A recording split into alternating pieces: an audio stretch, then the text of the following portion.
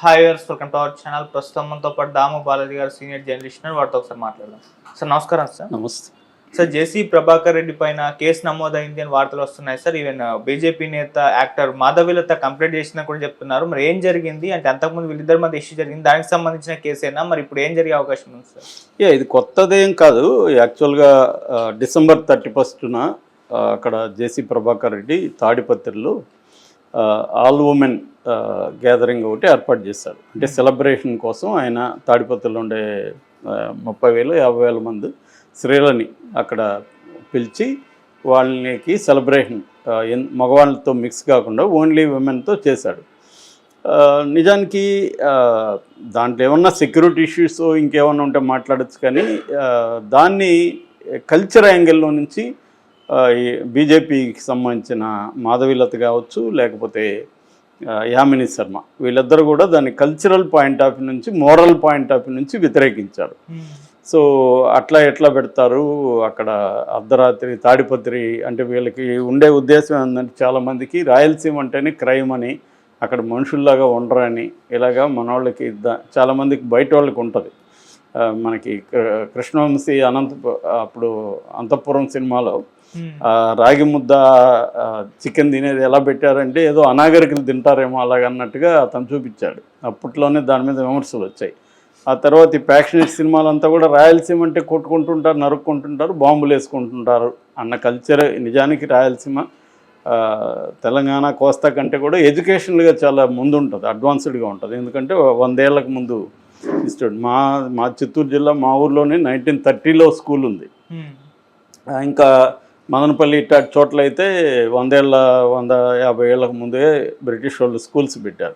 అందువల్ల ఎడ్యుకేషన్లో అడ్వాన్స్. హైదరాబాద్ తర్వాత తిరుపతి ఫర్ ఎగ్జాంపుల్ యూనివర్సిటీలు కావచ్చు, ఇవన్నీ ఎక్కువ ఉంటాయి. కానీ ఇక్కడ పిక్చర్ ఏం వస్తుందంటే, రాయలసీమ అంటేనే క్రైము అక్కడ ఇది, ఆ యాంగిల్లో వీళ్ళు మాట్లాడడం. దాంతో ఆయన కోపం వచ్చింది. ఆయన కోపం రావడం వరకు ఓకే, ఎందుకంటే వీళ్ళకి ఏం పని, వీళ్ళకి సంబంధం లేదు. అక్కడ స్త్రీలు వాళ్ళు పనికిమాలిన వల్ల వాళ్ళకి తెలీదా అక్కడ గ్యాదర్ అవ్వడంలో వచ్చే ఇష్యూస్ వాళ్ళకి తెలియకుండా, లోకల్స్ కదా వాళ్ళకి కదా బాగా తెలుస్తుంది వీళ్ళకంటే. వీళ్ళు ఇప్పుడు దాన్ని సపోర్ట్ చేసుకోవడానికి ఏం చెప్తున్నారు, మేము శాంతి భద్రతల ఇష్యూ మీద మాట్లాడాము అంటున్నారు. శాంతి భద్రతల సంబంధం అయితే వాళ్ళు చూసుకుంటారు, ఇంకేం సంబంధం లేదు. కాబట్టి వీళ్ళు అది కల్చరల్ యాంగిల్లోనే మాట్లాడతారు వీళ్ళు. సో దాన్ని వీళ్ళు మాట్లాడడం ఫస్ట్ అది అబ్జర్వ్డ్ వ్యవహారం. దాన్ని ఆయన గట్టిగానే కౌంటర్ చేయొచ్చు, లేదా అక్కడ మహిళలతో మాట్లాడించవచ్చు, అవి చేసి ఉండాలి. కానీ మామూలుగా అలా చేస్తే జేసీ ప్రభాకర్ రెడ్డి ఎందుకు అవుతాడు? సో ఆయనకు మామూలుగానే నోడుదోళ్ళు, ఆయన బూతులు లేకుండా అసలు మాట్లాడలేడు. దాంతో ఆయన వీళ్ళని కూడా ఇంకా బూతులు మాట్లాడడం, వీళ్ళని ఏదో ప్రాస్టిట్యూట్ లాగా కంపేర్ చేయడం, ఇవన్నీ చేశాడు. అది ఖచ్చితంగా వ్యతిరేకించాలి. దాంతో వ్యతిరేకత వచ్చిన తర్వాత ఆయన సరే కూడా చెప్పాడు. దాని తర్వాత నేను ఇలా మాట్లాడడం తప్పే, నేను ఆవేశంలో మాట్లాడాను అనేది సరే కూడా చెప్పాడు. మామూలుగా అయితే యామిని శర్మ సైలెంట్ అయిపోయింది, ఎందుకంటే బీజేపీ కూడా అక్కడ కూటమిలోనే ఉన్నారు, తెలుగుదేశం కూడా కూటమిలోనే ఉంది కాబట్టి వాళ్ళు సైలెంట్ అయిపోయారు. కానీ మాధవీలత అవ్వలేదు. మాధవీలత ఏంటంటే సినిమా ఇండస్ట్రీ నుంచి కూడా సపోర్ట్ రావాలి అని కోరుకున్నది, కానీ ఆమె సినిమా ఇండస్ట్రీ నుంచి ఎవరు సపోర్ట్ చేయలేదు. ఎందుకంటే సినిమా ఇండస్ట్రీలో మేజర్గా ఇవాళ తెలుగుదేశం జనసేన బ్యాచే ఎక్కువ ఉంటారు. ఇదే కానీ అక్కడ జగన్కి సంబంధించిన వాళ్ళు కామెంట్ చేస్తుంటే సినిమా ఇండస్ట్రీలో చాలా నోళ్ళు లేసిండేవి. కానీ ఇప్పుడు ఏమైపోయింది, ప్రతిదీ రాజకీయం అయిపోయింది కాబట్టి అవతలోడు ఎవడు అనే దాన్ని బట్టి మన రియాక్షన్ ఉంటుంది. దానివల్ల ఇతను తెలుగుదేశం వ్యక్తి కాబట్టి ఇక్కడ నుంచి ఎవరు అమ్మాయికి సపోర్ట్ చేయలేదు. దాంతో అమ్మాయి వెళ్ళి మాకు కంప్లైంట్ చేసింది. మా వాళ్ళు కంప్లైంట్ తీసుకుంటా ఉన్నారు, కానీ అదేమైందో తెలియదు. దాని తర్వాత హ్యూమన్ రైట్స్ కమిషన్కి ఆమె కంప్లైంట్ చేసింది, వాళ్ళు కూడా రెస్పాండ్ అయినట్లేదు. దాని తర్వాత ఆమె పట్టు వదలకుండా సైబర్ క్రైమ్ పోలీసులకి ఇచ్చింది. సో వాళ్ళు ఇప్పుడు ఎఫ్ఐఆర్ కూడా చేశారని చెప్తున్నారు.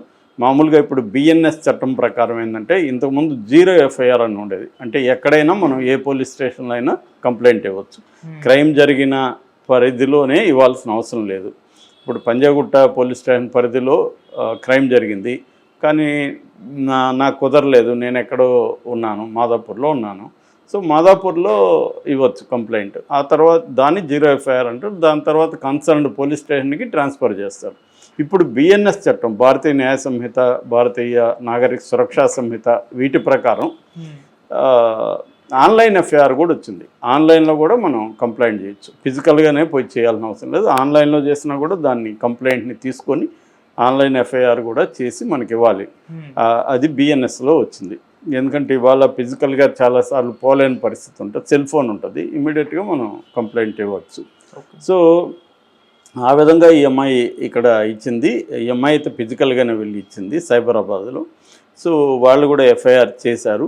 కాకపోతే ఏంటంటే ఇట్లాంటి ఎఫ్ఐఆర్లు ఆయన మీద చాలా ఉంటాయి ఈ పాటికే. ఆయన ఆల్రెడీ జైలుకి వెళ్ళి వచ్చాడు. అనదర్ ఎఫ్ఐఆర్ అనుకునే అవకాశం ఉంది. రాజకీయ నాయకుల మీద చాలా కేసులు అందరి మీద ఉంటాయి. జగన్ మీద ఒక 27 కేసులు ఉన్నాయి, మన లోకేష్ మీద ఉన్నాయి, చంద్రబాబు మీద ఉన్నాయి. కేసులు లేని వాళ్ళు ఎవరూ లేరు. లోకేష్ ఓపెన్గానే పిలిపించాడుగా, మీరు ఎన్ని కేసులు మీ మీద ఉంటే మీకు అంత మంచి పదవులు ఇస్తానని చెప్పాడుగా యువకాలంలో. సో కేసులు ఉండడం రాజకీయ నాయకులకి మరింత బలం పెరుగుతుంది, అర్హత అనమాట. ఈయన మీద 50 కేసులు ఉన్నాయంటే is a very great leader.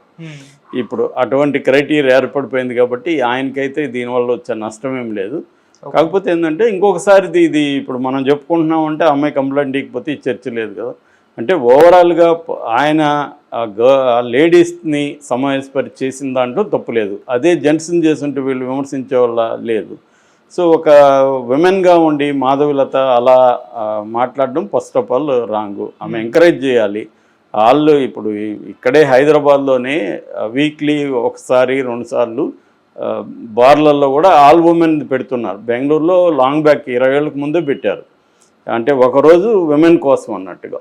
ఎందుకు మగవాళ్ళే ఫన్ చేయాలి, విమెన్ ఎందుకు చేయకూడదు అన్న కాన్సెప్ట్. అది దాంట్లో తప్పేం లేదు. దానివల్ల వచ్చే సైడ్ ఎఫెక్ట్లు ఏమైనా ఉంటే, ఇష్యూస్ ఏమైనా ఉంటే మాట్లాడచ్చు తప్ప అసలు ఉమెన్ సపరేట్గా ఒక దగ్గర చేరి ఎంజాయ్ చేయడం రాంగు అనే కాన్సెప్టు మోరల్ పాయింట్ ఆఫ్ నుంచి కల్చరల్ పాయింట్ మాట్లాడడం అనేది పేట్రియార్కల్ అంశము. బీజేపీలో చాలా సంఘాలు కానీ బీజేపీకి సంబంధించి కానీ ఇది ఎప్పటి నుంచో కొంత ఉన్నాయి. నిజానికి మోడీ మహిళల సంబంధించి అనేక పథకాలు పెట్టాడు, ప్రోత్సహిస్తుంటాడు. కానీ వీళ్ళ సంఘాల్లో ఉండేవాళ్ళు చేస్తుంటారు. మనం నిన్న కూడా చూసాము, February 14 సంబంధించి కూడా చాలా సంఘాలు వ్యతిరేకిస్తాయి లవ్ని ఇదంతా. వాళ్ళు ఏంటంటే ఒక పక్కేమో ఫారిన్ గూడ్స్ అన్నీ మన దేశంలో అన్నీ వస్తుంటాయి, పోర్ను ఓపెన్ చేస్తే పోర్న్ వస్తుంటుంది. ఇంకొక పక్కేమో వీళ్ళు ఇండియన్ కల్చరు ఇది ఫారిన్ కల్చర్ అని మాట్లాడుతుంటారు. అది చాలా కామెడీ వ్యవహారం. సో ఈ అమ్మాయి కూడా అట్లాంటి కామెడీలు చేస్తుంటుంది. సో అలాగే ఇది చేసింది. దాంతో ఆయన అసలు నెగ్లెక్ట్ చేసి ఉండొచ్చు ఈ అమ్మాయిని, లేదు అక్కడ స్త్రీలతోనే మాట్లాడించుండొచ్చు. ఇది మా స్వయం వ్యవహారం, మేము అందరూ, ఆయనేం బలవంతంగా వాళ్ళని లాక్కరాలేదు కదా. ఒక ఏర్పాటు చేస్తున్నానని చెప్పాడు, వాళ్ళు వచ్చారు, వాళ్ళు పార్టీ చేసుకున్నారు, ఎంజాయ్ చేశారు, పోయారు. మామూలుగా 31st రకరకాలుగా పార్టీలు చేసుకుంటారు, వీళ్ళు విమెన్ అంతా ఒక దగ్గర వచ్చారు. సో దాంట్లో ఏం లేదు. దాన్ని అమ్మాయి చేయడం అనేది first of all wrong. So దాని తర్వాత ఆయన మాట్లాడడం మాత్రం రాంగ్. ఎందుకంటే ఆయన మీద నిజానికి చాలామంది కేసులు పెట్టాలి అట్ట అనుకున్నప్పుడు. ఆయన గవర్నమెంట్ ఆఫీసర్ని నా కొడకల్లారా అని మాట్లాడినారు చాలాసార్లు. ఇదే చంద్రబాబు నిన్న కూడా రాజకీయాల్లో క్రైమ్ గురించి మాట్లాడతాడు. కానీ ఇలాంటి వాళ్ళని చంద్రబాబు కూడా ఏం పట్టించుకునే పరిస్థితి లేదు.